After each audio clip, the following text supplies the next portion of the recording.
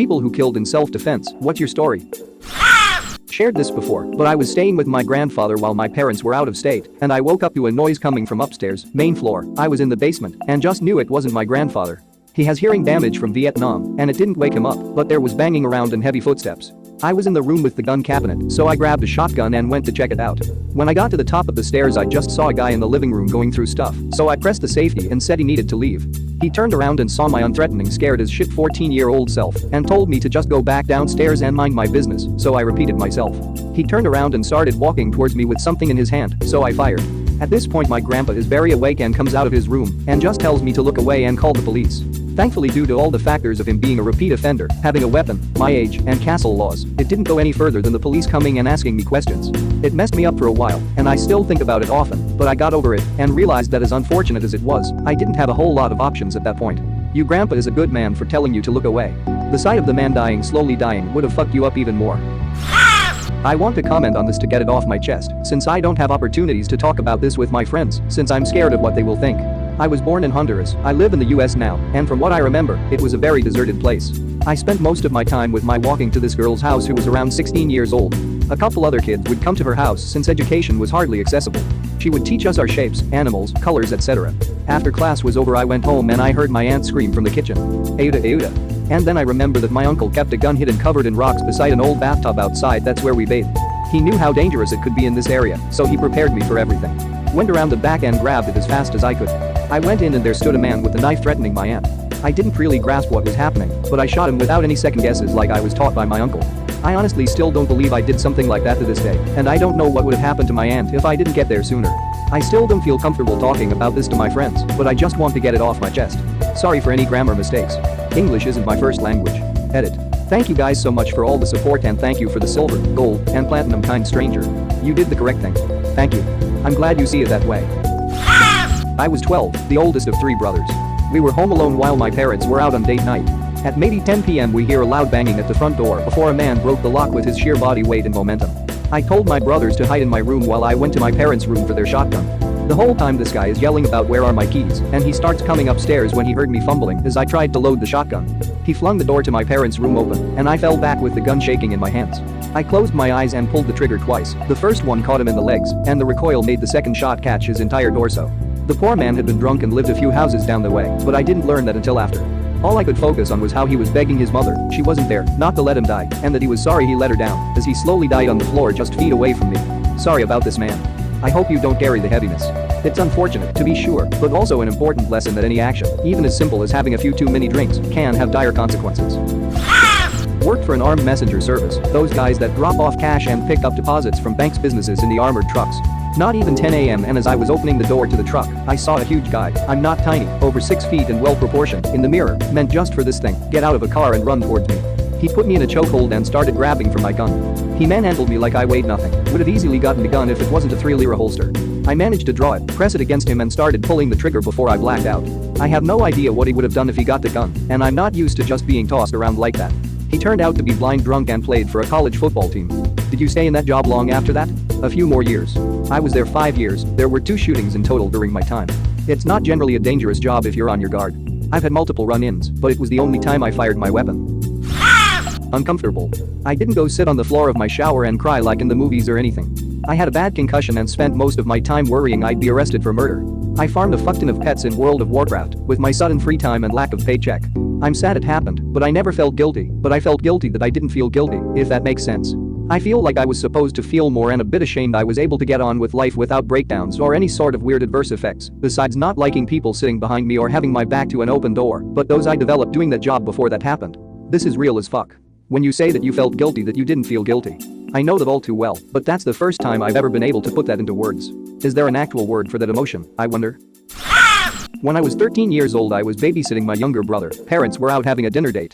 At the time my family lived on a dirt road, away from the city. Quiet place, so my parents didn't think much of leaving me alone with my 9-year-old little brother for an hour or 2. I was putting him to bed when I heard a knock on the door. This knock was loud, and he banged several times before stopping for a moment. Then I heard glass shatter. I immediately grabbed my .22 long rifle my parents got for me and hid in my little brother's room behind his bed with rifle mounted at the door. Told him to hide under the bed and make no noise whatsoever no matter what happens. I had forgotten about my cell phone on the kitchen table halfway across the house. I remember thinking to myself to protect my little brother at any cost. I heard a lot of noises coming from inside my house. First in the kitchen, then living room, then my room, then finally the hallway to my little brother's room. As the door opened, I seen an unfamiliar guy. He quickly seen me, then rushed me. As there was a good 5 to 10 steps from the door to my brother's bed, I fired all the rounds in my rifle, 5 rounds if anyone is wondering. I just remember him dropping on the floor with a loud thud, my brother crying. And a lot of blood. I called my parents, after which they called the police. After talking with my parents, they told me the police said that the guy was our next door neighbor and a registered sex offender most likely was staking out the house and he noticed we were home, but our parents weren't. Honestly, it hasn't affected me as an adult. I did what had to be done and I don't regret anything. Needless to say, any future dinner dates my parents had back then they brought us along, which was nice. I've shared this before. Not sure if it was accidental, but while in college in my first apartment, I came home from work at 3 a.m. Some dude was in the hallway outside my door and I had a bad feeling about it. I paused and went to get the mail, hoping he would leave. No. I come back and he is waiting at my door. I asked him what was up and he said he was looking for John. My name is not John and I live alone. I asked him to move and let me in my door. He told me to fuck off and get John. I slid between him and the door opened it and he pushed his way in. I pushed him out, he took a swing at me. I swung back hitting him in the eye, which caused him to fall back and hit his head. Out cold. Forever. Apparently John was the guy who lived in the apartment before me. The dead guy spent 5 years in jail because of John ratting him out for drugs. Dead guy came to get some revenge. Got dead instead. It was accidental. You merely defended yourself, and he just happened to land wrong. You did not mean for him to die, therefore it's not your fault. That took police 90 days to figure that out, despite video cameras in the hallway showing every second of the altercation. My wife and I were awakened in the middle of the night by someone banging on our sliding glass door on the porch. I turned on the outdoor lights and saw a shirtless man pacing back and forth, smacking the glass with his palms hard. As soon as he saw me in the light he went berserk, smashing against the door even harder, trying to open the door or lift it off the tracks to get in. I shouted to him to calm down, calm down, calm down. By the way, shouting for someone to calm down never works. He looked like someone you see in one of those exotic drug freakouts on YouTube, unresponsive, zombie-like. All I could imagine was him coming in to smash us to bits. He seemed super strong and didn't know how the glass was withstanding his blows. My wife was on the phone with the cops while I was trying to mellow him. He eventually gave up on the door and smashed his way out through the screen porch. I thought it was over, but heard my wife shout, "He's coming around the side." I heard banging on the glass of our bedroom window. He was smacking hard against it until I heard crash and the glass was shattered. At that point I switched from pure fear into fear and anger. I was in the kitchen and scanned for a weapon. I grabbed a butcher knife from the top of the knife block, thinking, what the hell am I going to do with this? I couldn't mercy kill a rat in a trap, let alone stab someone. Maybe I'll just poke at him to scare him off. I ran into the bedroom, he had smashed another window, and I could hear him trying to crawl through the blinds. I screamed at him to leave or I'd kill him, took a poke at him which was deflected somehow. Then fear and anger switched to pure fury. I plunged the blade into his chest with all my strength. I still can feel that thrust to this day, it was awful. That snapped him out of whatever state he was in, he screamed my chest. And ran off. The cops found him a couple houses down the street, dead in a pool of blood. The first days after were just shock and disbelief. But family, friends, my counselor were all supportive. I half-assed went into work over the next week or so, even though my boss said to take whatever time I needed. Time healed quicker than I thought it would. The man was not under the effects of drugs. He'd had a bad schizophrenic episode. He had fought with someone in a nearby group home, was locked in his room, then escaped through his window. Before the caregiver discovered the escape, he had tried to get into 2 other houses in the neighborhood before coming to mine. I wish I knew more about him and hope he is at peace. I think about him every day. I felt like I was spared and given another chance. I appreciate life's little gifts more now. It somehow made me a better person, at least I hope. I hope he's better now, too. I was back at my home country during a civil war. Some people started going to random villages and draft males and use them as soldiers. They eventually came to our house and took me a 12-year-old and my brother a 10-year-old. It was a few hours drive until we eventually reached a checkpoint where we would be stationed. Them being animals, one of the commanders took me and my brother to an abandoned building close to the checkpoint and then took off his gear and was trying to rape my brother. I was scared and in a panic I grabbed a decent-sized rock and hit him in the back of the head before he can do anything to my brother. He fell and I got on top of him and smashed his face over and over and over with the rock until it was caved in. Me and my brother then ran from that abandoned spot through some mountains and kept running until we reached a city nearby. We went to a nearby mosque, washed the blood off of us and told the sheikh in that area to help us and that we were from said village. To our luck he was a decent human being and returned us back to our village. A few years later we moved to the US. My brother killed himself 2 years ago and I am still in school. Neither me nor my brother told anyone about what happened in that spot, all they know is that we escaped. I'm so sorry to hear about your brother. I hope you and your family find some semblance of peace. Thank you for sharing. I was with an abusive ex who would come home drunk every night. One night, we had a fight because I had my phone on vibrate and that obviously meant I was sleeping with other people behind his back. He left for a while and came home drunker than I'd ever seen him. He wasn't making coherent sentences, but he lunged at me and wrapped his hands around my neck and sat on my chest. I thought I was going to die. I had done some BJJ when I was younger and managed to pull me legs up under his crotch, and then with everything I had, I pushed him off me. He hit his head on the sharp corner of the table we had in the living room and went still. I figured he had been knocked out, so I went outside and called the police. I was gonna put his ass in jail. I had the deepest purple bruises in perfect fingerprint form around my neck. He would have gone to jail. I smoked a cigarette outside, walked back in after I calmed my nerves, just to make sure he wasn't awake and coming for me. He had a huge pool of blood under him. It was almost black looking, so I stood there trying to figure out WTF I was looking at. Put two and two together and the rest is history. Years of therapy. Self-defense plea. Open and shut. Edit. Thanks for the awards, although I'm not so sure this deserved them. To answer some questions really quickly. I was toxic and terrible in my early 20s, had some priors, and I was taken into the police station.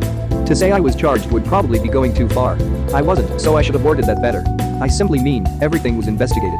I did stay in a holding facility overnight. Why exactly? I live in a town that's less than 1,000 people, so it's not like a big city with big smart cops. His mom was in prison and his sister lived in Idaho, so I haven't spoken with either. I was asked to not attend the funeral. I'm so far from a Brazilian jiu-jitsu master that it's insane. Had a very brief brush with it when my brother took it. I wasn't thinking when this assault occurred other than escape and survive. You'd be surprised what you can do when you have to in order to live. You did what you had to do, and this random internet stranger is proud of you. I hope you're feeling well these days. I second this. Best of thoughts out to you, something that can never truly go away but can soften with time. Glad you are still with us. This was a few years ago. I was going back to home after a visit to my bank. I realized that someone was following me. I tried to ignore it first, but he kept following me. I changed my direction so that I don't go near my home. Then to finally confirm whether it was real, I pretended to tie my shoelaces. The guy took this as an opportunity and lunged at me. I realized what was happening just in time. I stood up hurriedly, he bumped into me and I fell down again. I thought I was done for, but the guy fell down too on the road and got run over. I had a fear of roads ever since then. Even when I am driving, I know it doesn't make sense that I would develop a phobia of roads after this. But that's what happened. I think it makes perfect sense. After seeing someone who, even though he had bad intentions, was simply knocked onto the road by accident and died from an oncoming car, it is easy to think about how it could just as easily happen to you. Like if you just tripped over yourself wrong. And you still have the fear while driving, because what if someone else is the one that trips and falls in front of your car? I hope you're alright now, and maybe seek therapy for that horrible situation. Posted on a different thread a while ago, but it fits this one too, so here goes. I didn't kill a person, but my neighbor's dog. Animal death warning for anyone who's bothered by that stuff. It was one of my neighbor's retired police dog, German Shepherd, and had been having issues with PTSD. It became very aggressive towards other neighbors and actually broke my elderly neighbor's arm by chasing her down and using her forearm as its own personal rag doll. The community wanted it put down after that incident, but the owner just said she'd muzzle the dog. I straight up told her if that dog ever attacked anyone in my family, I had young siblings, I would kill it. All was good for about 2 to 3 months until one day when my two little sisters, 8-year-old and 6-year-old, were outside playing, and I heard them start screaming. I ran outside and this dog had them trapped on the playset in our front yard. It was a wooden castle type of structure, and they had climbed up on top of the roof so the dog couldn't reach them. I grabbed my older brother's aluminium baseball bat and went over to confront the dog. It didn't have a muzzle on and seemed very angry. I yelled at it and it charged me. So as it jumped at me, I just swung at it and made contact with its head. That killed the dog immediately. Dog's owner was pissed, cops were called, my parents and other neighbors backed me up, nothing more happened. We moved away a few months later after she adopted another dog. I was headed to work, about a half hour late, at 2 a.m., and lived in the bar district.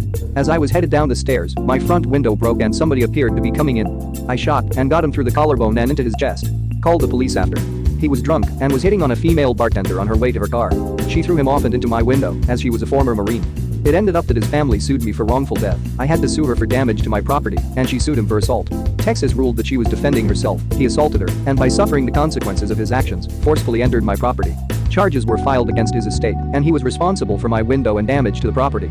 She was responsible for $500 between my time off and my deposit on bail, which her insurance covered, and I was responsible for his legal fees. Should I have shot if I knew the whole situation? No. But somebody seemingly coming into your house at 2 a.m. when you're either normally asleep or not, there means you have the right to defend. Castle doctrine is a blessing.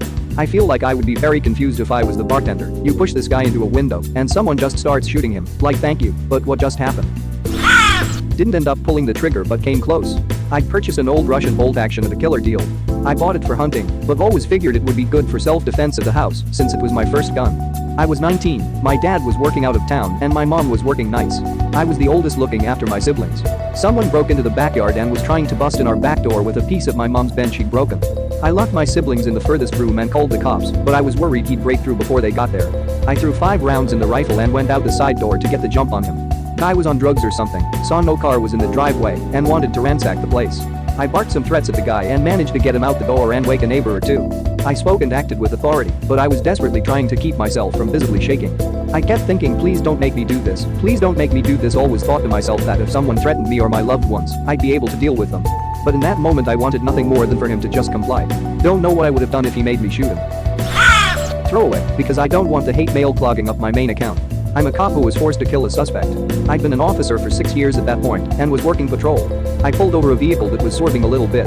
Traffic stops are always dangerous. Not only do you have to worry about the fact that you don't know what you're about to face, but you also have to worry about getting hit by a car while standing with your back to speeding traffic.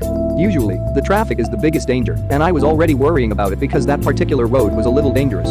When I got to the driver's window, I remember that he was sweating profusely. That was all I had time to notice before he brought his right hand into view and fired 3 shots at me. I jumped back and returned fire on reflexes alone. Not gonna lie, if I hadn't just used the bathroom, I would probably have pissed my pants. Instead, I fired 5 shots, called it in, saw him move his hand, then fired 5 more. If he'd taken a split second to aim, I wouldn't be telling this story. Why would there be hate mail? That's totally self-defense. Reddit has a tendency to be anti-police, especially when it comes to the US, where there's a lot of tension between civilians and police regarding police shootings. I can only speak for my father who passed. He was 17 and was working for a drug dealer in NYC. A guy at a dope house he went to jumped up and ran at him with a knife. He was stabbed before and said if anyone tried it again he would kill them. He shot the guy twice in the chest. He then went over and finished a mag in his face. He went from self-defense to manslaughter and got 8 years, stayed for 12. His childhood was seriously very fucked up. He was a sociopath that was environmentally caused. He did a lot of bad shit, but TBH if I had his childhood I wouldn't have survived. He got 8 years, stayed for 12. Seems like a good deal. Take 8, get 12. 4 for free, who would say no? I'm pretty sure the pedo that he had a conversation with that got him 4 more years would say it was a shitty deal. I'm pretty proud of that about him. So this isn't exactly what OP is asking for, but it's a story, and it's my story, and I feel like sharing it. Downvote if you want, IDC. When I was 21, my girlfriend was raped by her next-door neighbor. It hit me harder than anything in my life had ever hit me before, and that includes the death of my mother from cancer when I was 16. Anyway, I completely freaked out and begged her to go to the police. But since the perpetrator was the son of her mom's best friends, she wouldn't go to the police. I could BS you all and say that I did this to protect her, but it was at least 75% about vengeance when I went to his door and shot him in his chest. The police caught me fleeing from the scene. He ended up not dying, so I was only charged with attempted first-degree murder and spent a little over a decade in prison for it. He never did get charged with rape or anything like that, and even at my sentencing the state attorney wouldn't come out and say that my victim had not committed a rape, only that he never was arrested charged for it. Anyway, life goes on, and I've been out of prison for almost 17 years. My ex had nothing to do with me after all of this happened. Career-wise and such, I made an excellent recovery after finishing my STEM BS following prison. Emotionally, I don't think I'll ever truly recover, and there's a part of me that feels forever an outsider from society at large. Thank you very much for watching. Don't forget to subscribe and like this video. Tell me what you dislike or love about this video, so please comment below and hit the bell icon so you're notified anytime a new video is released. This is a WeCrow Media production.